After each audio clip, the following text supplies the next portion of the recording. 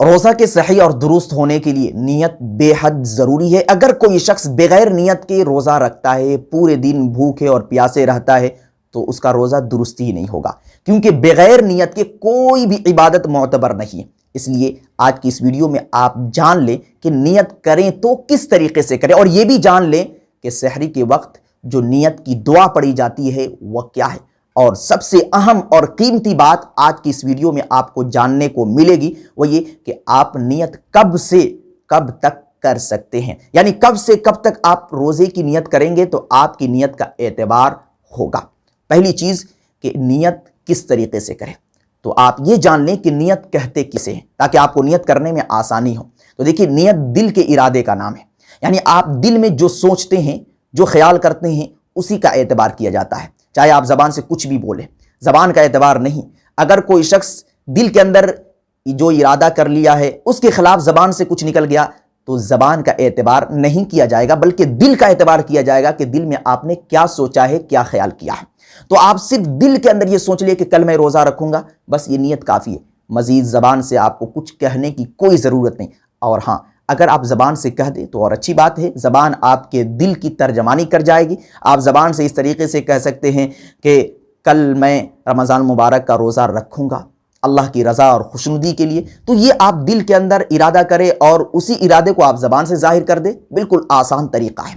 اور دوسری بات کہ سحری کرتے وقت آپ کون سی دعا پڑھیں، یعنی نیت کی دعا کیا ہے، یہ لوگوں کے درمیان مشہور ہے، اور وہ دعا مشہور ہے کہ بصوم غد نویت من شہر رمضان۔ تو واضح رہے کہ حدیث کے اندر یہ دعا ہے ہی نہیں، اس دعا کا ثبوت ہی نہیں، اور حقیقت یہ ہے کہ دعا بھی نہیں ہے، بلکہ ہمارے اور آپ کی آسانی کے لیے یہ ایک عربی عبارت ہے کہ اس عربی عبارت کو آپ پڑھ لے، آپ کی نیت صحیح اور درست ہو جائے گی کہ بصوم غد نویت من شہر رمضان، کہ رمضان مبارک کا جو کل روزہ آ رہا ہے اس کو میں رکھوں گا اور اس روزے کو رکھنے کے لیے میں نیت کرتا ہوں۔ یہ عربی عبارت کا ترجمہ اور مطلب ہے۔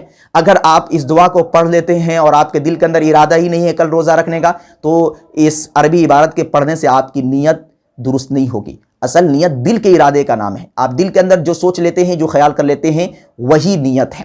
تو دو بات کلیئر ہو گئی کہ آپ دل کے اندر سوچ لے، آپ کی نیت ہو گئی۔ اور دوسری چیز جو دعا مائک کے ذریعے یا اسی طریقے سے کہتے ہیں کہ دعا پڑھ لو بھائی، نیت کر لو، تو اس دعا کا کوئی ثبوت نہیں، اور وہ در حقیقت ایک عربی عبارت ہے ہماری اور آپ کی سہولت کے لیے۔ اور تیسری جو اہم چیز ہے وہ یہ کہ آپ نیت کب سے کب تک کر سکتے ہیں۔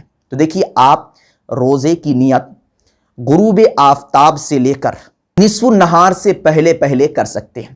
اب غروب آفتاب تو آپ کو معلوم ہے کہ جب سورج غروب ہوا، مغرب کی اذان ہوئی، تو اس کے بعد آپ روزے کی نیت کر سکتے ہیں کہ میں کل روزہ رکھوں گا۔ اور کب تک کر سکتے ہیں؟ نصف النہار۔ نصف النہار کی تشریح علماء کرام نے یہ لکھی ہے کہ جب سورج نکلتا ہے اور جب سورج ڈوبتا ہے، اس کے درمیان جو اوقات ہیں، جو ٹائم ہے، اس کو دو حصوں میں تقسیم کر دیا جائے۔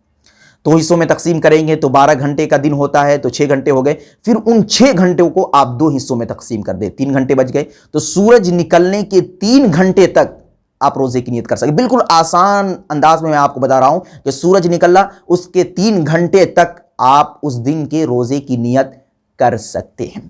تو یہ بہت ہی اہم مسئلہ تھا جو میں نے آپ تک پہنچایا۔ بہت سے لوگ ہیں جن کو معلوم نہیں، صبح اٹھتے ہیں کہتے ہیں کہ میں نے تو نیت ہی نہیں کی، سحری نہیں کھائی، جس کی وجہ سے میں روزہ نہیں رکھوں گا۔ ارے ایسی بات نہیں ہے، آپ کی آنکھ کھلی اسی وقت آپ نیت کر لیں، یا جب سو رہے ہیں اسی وقت آپ نیت کر لیں۔ ایسا بالکل بھی نہیں کہ آپ رات میں اٹھے اور سحری کریں اور اسی وقت نیت کریں اور اسی وقت وہ دعا پڑھیں جو میں آپ کو بتایا ہوں۔ ایسا بالکل بھی نہیں کہ سونے سے پہلے بھی آپ نیت کر سکتے ہیں، اور اٹھتے وقت اگر سورج طلوع ہو چکا ہے اس وقت بھی آپ نیت کر سکتے ہیں۔ اور علماء کرام نے تو یہاں تک لکھا ہے کہ اگر کوئی شخص اٹھ کر سحری کرتا ہے تو یہ سحری کرنے بھی نیت کے قائم مقام ہے، یعنی کوئی شخص اٹھ کر سحری اسی لیے کرتا ہے تاکہ وہ کل روزہ رکھے گا، تو سحری کرنا بھی نیت کے قائم مقام ہے۔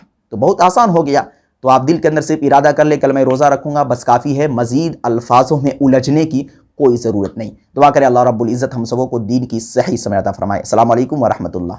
Thanks for watching. Don't forget like, comment, share and subscribe to Al Had Media.